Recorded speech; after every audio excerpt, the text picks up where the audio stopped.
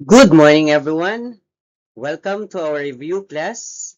So last week, we discussed about the structural context of Afro-Asian short story. And one of our discussion focused on the elements of a short story.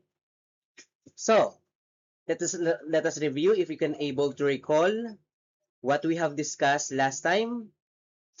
So here is the question. Which plot element introduces the characters, setting, and background of the story?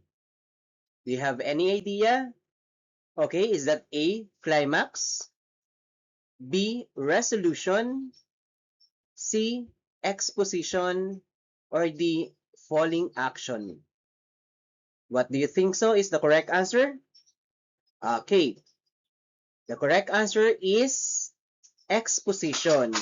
It is the part of the story where the writer introduces the time and place of the story, this as well as the characters who are involved in the story.